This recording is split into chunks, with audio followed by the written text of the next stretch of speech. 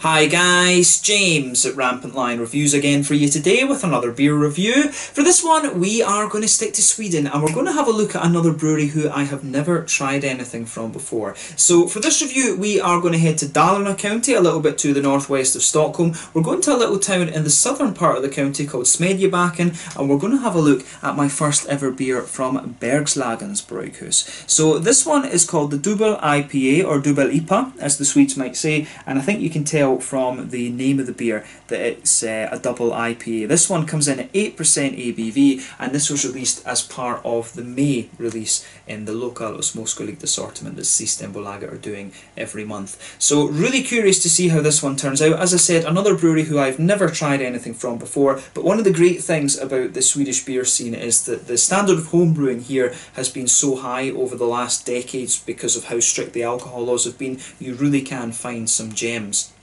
amongst the very kind of small Swedish breweries. So hopefully this is one that fits into that category, and I hope that you guys enjoy my take on this beer as well. So let's see how we get on with this one then. So as always with my reviews, I'll tell you a little bit about the brewery before we taste the beer. If you want to get straight to the tasting, just fast forward. All the usual links are in the description below. That's the brewery website, the link to my other reviews that hopefully I can do in the future from Bergslagens Brygghus. Very first time I'm trying one of their beers, as I mentioned. There's all the usual social media down there as well. If you want to see more reviews, do please consider subscribing to the channel. The whole channel, of course, has a geography-based tagging system, so you can go into the homepage and search for beer based on country, city, state, county, province, prefecture, whatever it is you're interested in. Do check out the playlists of beers from different countries. There is one there for all the Swedish beers that I've reviewed for you. That's constantly being added to, and as always, please do get in touch and let me know some of the other beers and breweries that you guys would like to see me review. It's always great to hear from you guys that are watching the videos, and the support that you show the channel is hugely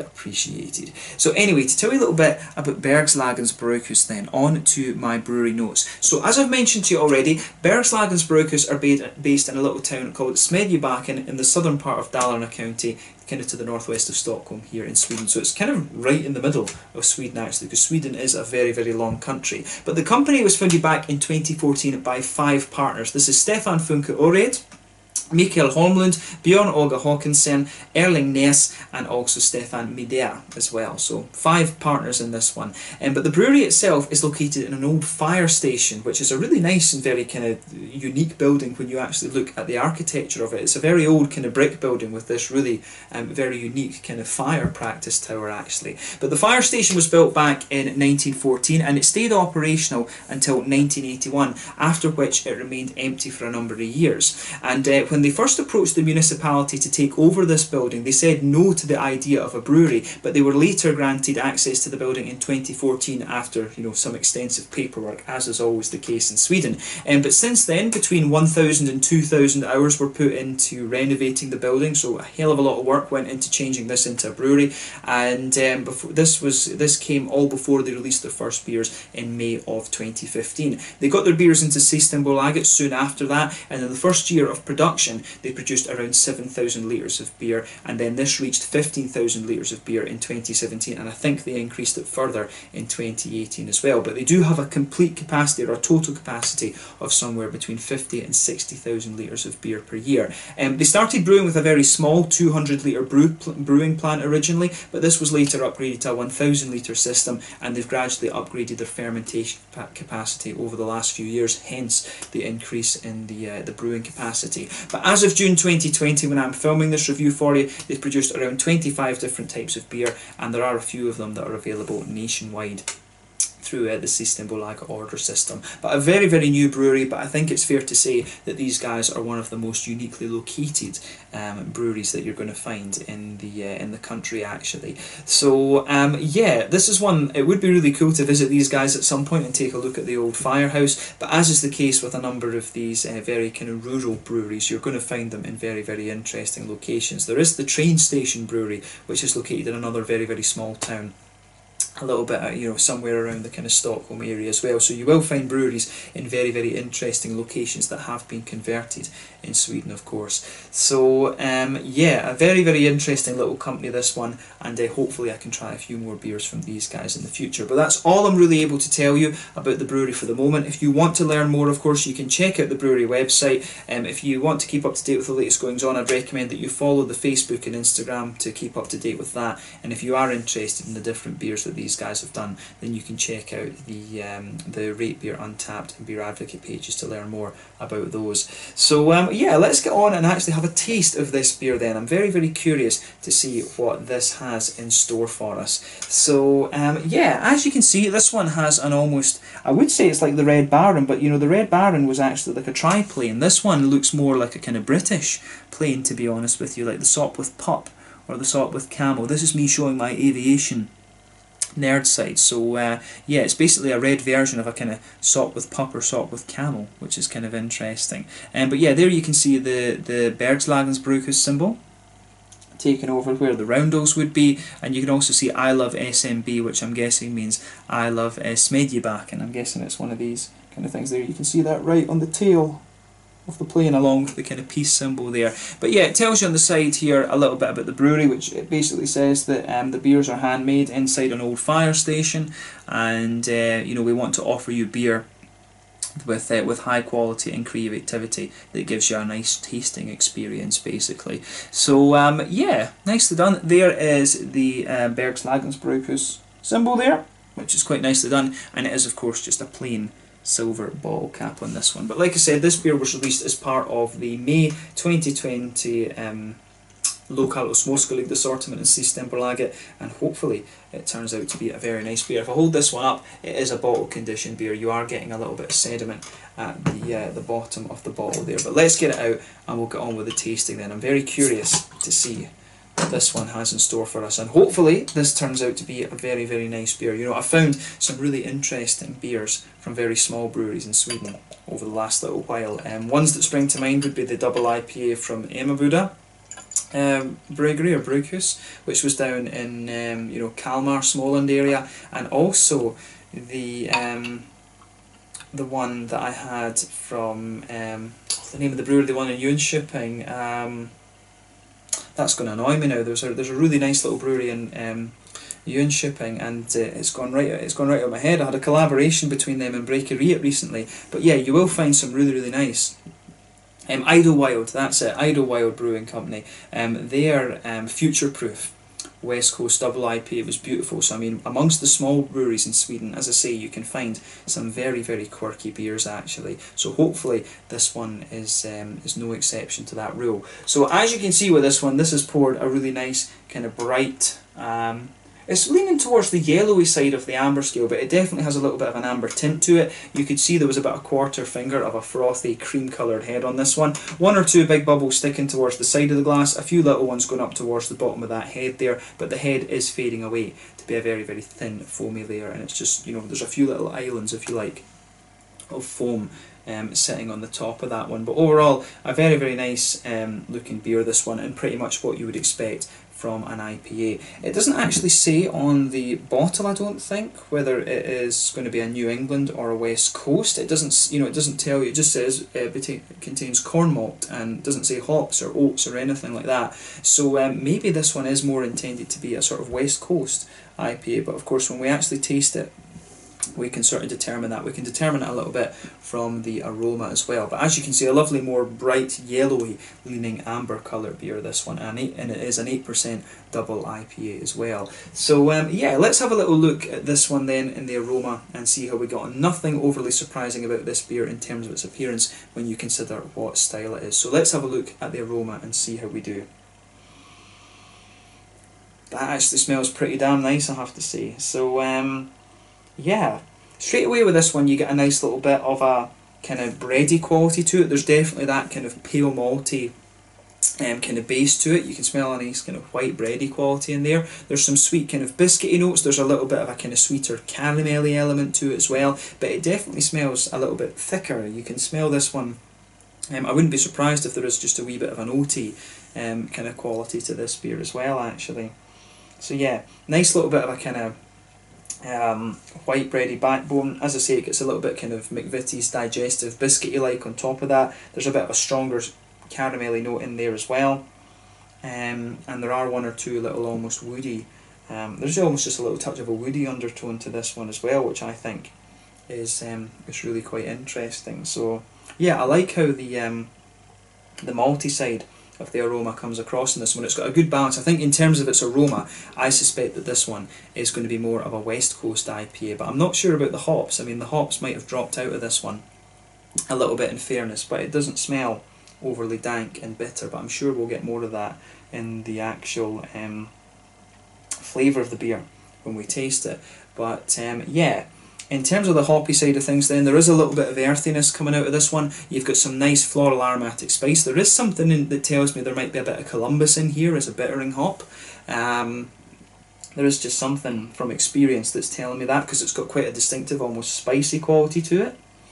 There is a wee bit of an almost kind of dankness as well. Maybe there is a wee bit of Chinook or something like that. They might have used, you know, Chinook and Columbus for more West Coasty leaning IPAs, which I suspect this one is.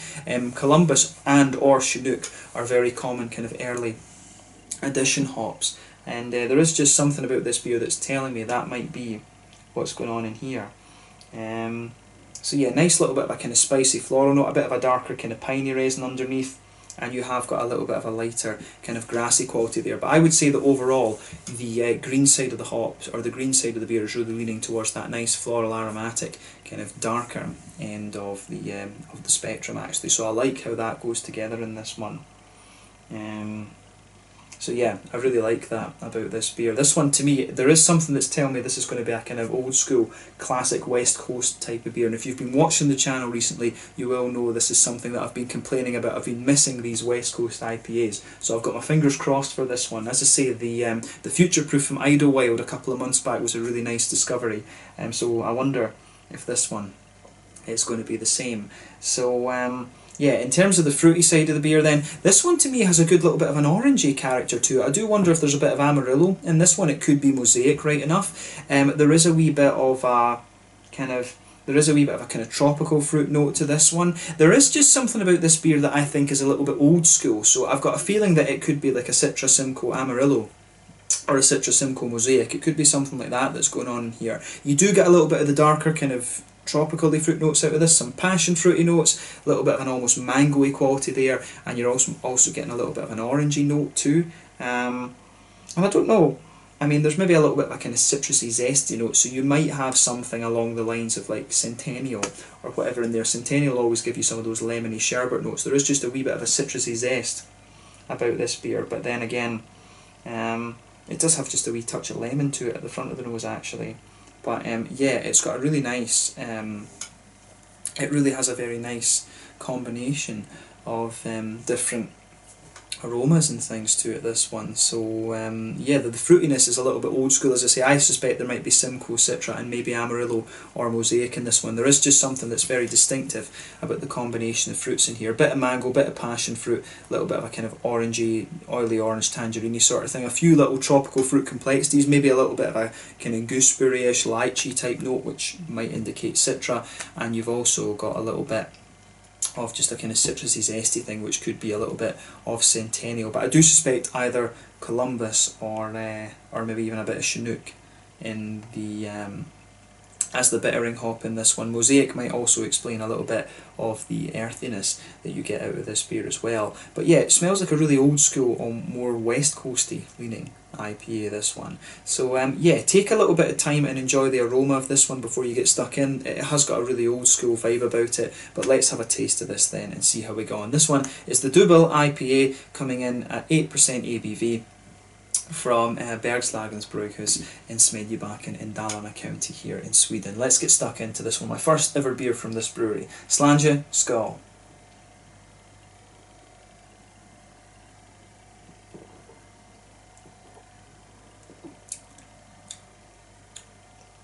That's pretty solid actually. Yeah, let's try and figure out exactly what style this one is. See, to be honest with you, first impression is that it strikes me as one of these beers that kind of straddles the line between being sort of West Coasty and being a little bit more like a modern New England sort of thing. It doesn't have the oaty creaminess and things to it, but the first impression is it's one of these beers that's trying to keep sort of both sides of the IPA coin, if you like. It's trying to straddle the middle between the two different styles of IPA. That's the first impression that I have of this one.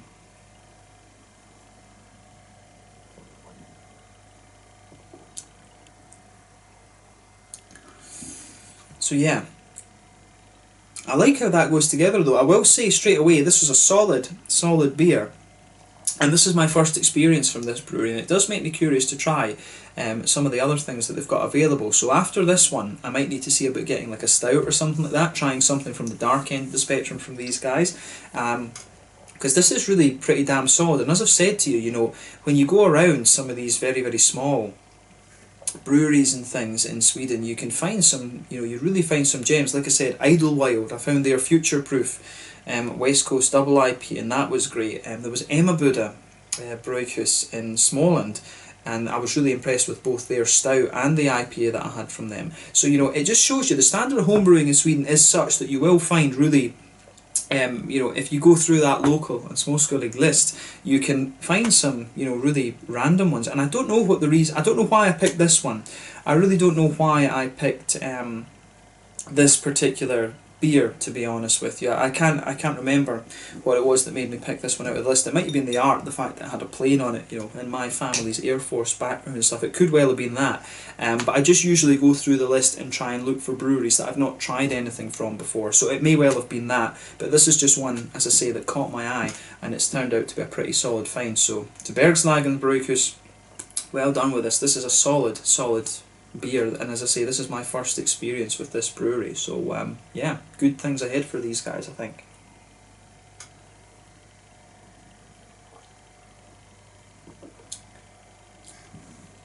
So yeah, let's try and break the flavour of this one down a little bit then. So in the middle of the palate you can get a nice little bit of that kind of pale malty quality, that just blankets the middle of the tongue. As you go further into the aftertaste, I am feeling this whole beer just kind of sweetening up a little bit. If you go to the very centre of your palate, you do have a nice little bit of a sweet kind of caramelly note to it. As you move further out from that in the middle third of the tongue, you get a sort of biscuity, malty quality, which is quite nice.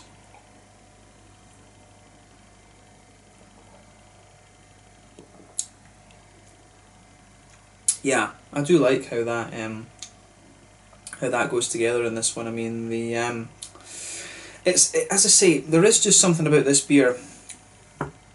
It does have a slightly higher bitterness to it, but it does have, at the same time, it's not the biggest and boldest of West Coast IPAs that I've had, but in fairness, you know, I think most of the breweries that are doing the West Coast IPAs these days, they do tend to tone it down a little bit compared to what they used to be, so that the New England kind of drinkers, if you like, the people that started drinking beer with New Englands, it's so that the style isn't inaccessible to them. And I think, to a degree, I think that's what they're doing here, but it does have enough of the old school character, if you like, to keep people like me interested in it. It's as I say, it's a solid beer, this one.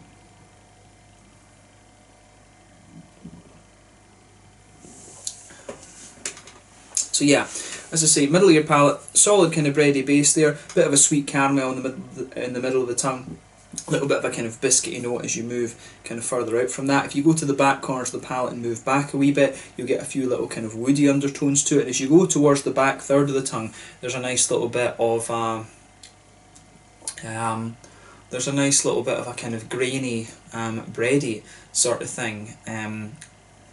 Coming at the beer, you will find in the back part of your palate it is definitely a little bit more grainy and kind of dry, if you like. So maybe there's a wee touch of a kind of brown bready quality to this beer as well. But I do find the middle malty part of the palate very smooth and also leaning towards that nice kind of sweet side of things. I think this one's probably been done with like pale malt, a bit of biscuit malt, or maybe, you know, maybe even a little touch of Cara Pils or something, because there is just a little touch of kind of crisp Pilsner type quality to the towards the kind of back, on the back third of your tongue actually, which is very, very nice. So yeah, the malt base in this is pretty solid. It's not the sweetest of malt bases that you're going to come across from a more West Coasty type IPA, but it's pretty damn solid, I have to say. On the hoppy side of things then, in the back corners of the palate there is definitely a little touch of earthiness there, but as you come further forward along the sides of the palate you do have a nice little bit of a floral aromaticity that just gradually builds as you get forward. It's got a little touch of spiciness to it as you reach the front corners of the tongue. I do suspect Columbus with this one, to be honest with you. I do think it is Columbus that's used as the bittering hop here.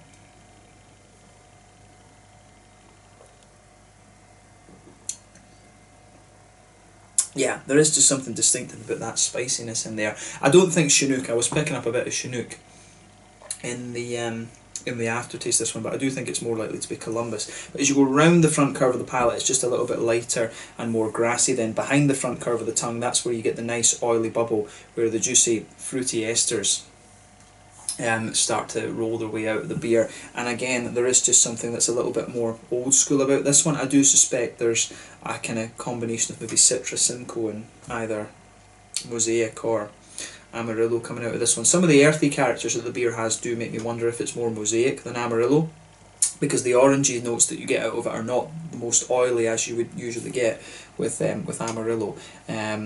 So yeah, I think this is this one seems as if it's been a homebrew recipe that's been tinkered with a little bit and put up on the big scale, but it has turned out pretty damn nicely, I have to say, so nothing wrong with that. But yeah, if you go towards the back part of that kind of fruity part of your tongue, there is a little bit of a kind of darker passion fruity note to this one. Maybe it's strong enough to be grapefruit, I'm not quite sure, but yeah, you have got a little bit of that darker grapefruity note towards the back of that front third of your tongue, and as you come forward it gradually morphs to be a bit more passion fruity. Then you start to get a juicier sort of mango-y note out of the beer as well, which is, you know, kind of Citra. Those are the kind of typical traits of the Citra hop, if you like. Simcoe is going to give you some of these passion fruity notes as well, in fairness.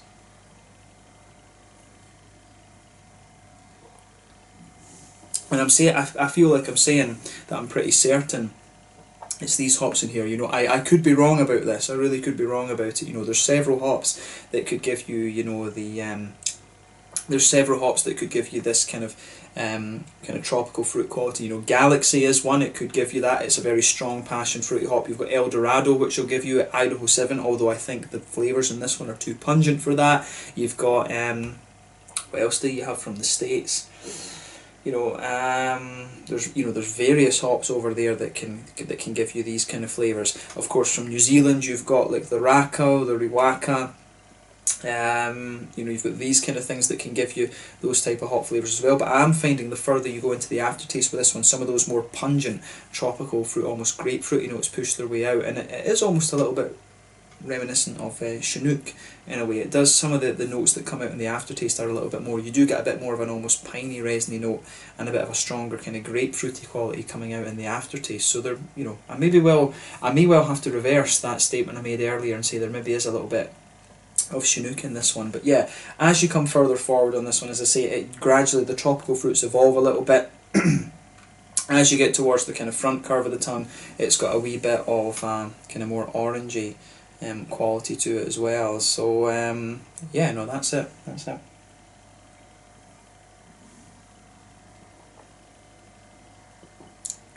But yeah, the orangey notes I don't find too oily and things, so that makes me wonder if it is more Mosaic that's in this one. I do find that this is a beer that leans more towards that kind of tropically fruity side of things. Darker, yeah, a bit more grapefruit comes out of it further into the aftertaste, bit of passion fruit, a little bit of mango and stuff, and a few kind of yeah, orangey notes too. So I do like how this goes together. It strikes me as being quite old school. I've said that a few times. This one does strike me as being old school. So I think I think Columbus and possibly Chinook is the bittering hops, Citra, Simcoe and maybe Mosaic in this one. Might well be wrong, as I say, but I always like playing guess the hops for these beers. But what I will say is that this one is a pretty damn solid take on a double IPA, a little bit more old school. So let's move on to the mouthfeel of this one then. This one I would say it's kind of top end of mid-body, bottom end of full body, that's kind of sitting in that region. The carbonation is very smooth. The mouthfeel is a bit wet, but at the same time it's got a good little bit of oiliness to it. I'd say that overall this one fits more into the West Coast category rather than anything else. It's not the biggest and oiliest of West Coast IPAs that you're going to come across, but I think I really am thinking that this one is kind of firmly a West Coast IPA. And I said at the start of the review I didn't find this one overly bitter, but I think the more and more that I've drunk of it, it has kind of evolved to be a little bit more heavy on the IBU side of things. So yeah, I think this one's definitely more of a West Coast IPA rather than anything else. So yeah, mainly a slightly oily but slightly wet and clean smell, clean tasting rather. West Coast type IPA, this one. I think that's definitely fair to say here. In terms of the IBUs, I think this is a 70 IBU beer. I think it's sitting around, you know, the 60-70 IBU mark. I don't know if it's quite as high as 80, but it does have a fair whack of IBUs to it, in fairness. And yeah, something makes me want to say 60. I don't think it's really going to blow the head off you in terms of that. It's 80 IBUs was always the, you know, the kind of standard for this for the double IPA style, but I think this one's not quite as heavy as that because it is a more modern West Coast IPA, if that makes sense. But yeah, there is a fair whack of IBUs to this one, which is obviously very welcome for the style. You've got a nice kind of smooth malt base to it. It does get a little bit sweeter and more biscuity the further you go into the aftertaste, and you've got a nice bit of a juicy fruitiness, but at the same time the fruity characters do have a little bit of oiliness to them as well. But this is a solid double IPA, and it certainly makes me very curious about the other beers that this brewery are producing. So yeah, well done to Bergslagens Brygghus for this one. I do hope that I can review a few more of these beers at some point. So I think after I finish this video, I am going to see what these guys have got in Systembolaget and see if I can maybe order something from the dark end of the spectrum to review a little bit later on and stick that in my cart and save it for the next local order that I'll do. So yeah, thumbs up to Bergslagens Brygghus for this one. I think these guys have done a really solid job of this. So yeah, this one was the Dubbel IPA, or double IPA as I would call it, at 8%. From Bergslagens Brygghus in Smedjebacken in Dalarna County here in Sweden. Always cool to try beers from these very small breweries. Like I say, you can find some real gems, and I think this one has been a very nice find actually. So I'll need to keep an eye on this brewery and see what they're doing over the next little while. But yeah, let's leave it at that. Once again, thank you for watching my beer reviews. Until the next time, please like, subscribe, share, all the usual YouTube stuff. Let me know your own thoughts on this beer in the comment section below. Let me know what your favourite beers are from Bergslagens Brygghus as well. We will return to these guys definitely in the near future, hopefully with a beer from the dark end of the spectrum. But I hope you've enjoyed this one, and this has been a really nice one to review. The Dubbel IPA, or double IPA as I would call it, at 8% ABV from Bergslagens Brygghus in Smedjebacken, southern Dalarna County here in Sweden. Until the next time, Slangen now, and I'll catch you guys later. Slangen Skull. Make sure you check out my social media, and make sure you check out Bergslagens Brygghus as well. Slangen Skull. Thanks for watching, and cheers.